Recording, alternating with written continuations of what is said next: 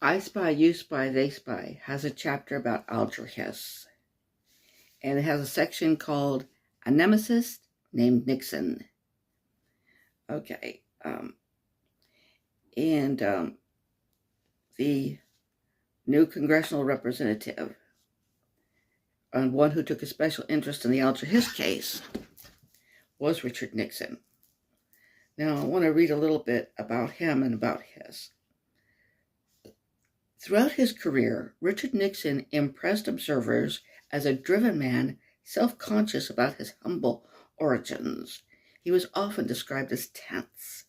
It was not the momentary tension of someone in a stressful situation, but kind of deep-set uncertainty.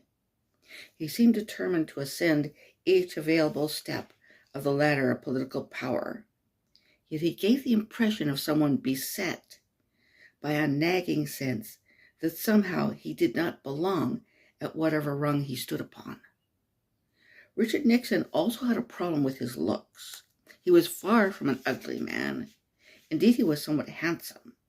But there was something about his appearance that caused him special problems, with his thick eyebrows, sharply tilting nose, and tendency toward heavy beard growth. He always seemed to have a 5 o'clock shadow. He looked untrustworthy. Would you buy a used car from this man? Was a question asked about him only semi-jokingly. Perhaps because of this misfortune of appearance made him others suspicious of him, Nixon was suspicious of others.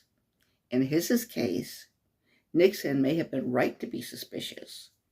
The old saying, "it takes one to know one," might be applicable here, for Richard Nixon was a superb amateur actor and an excellent bluffer at poker, a game he loved.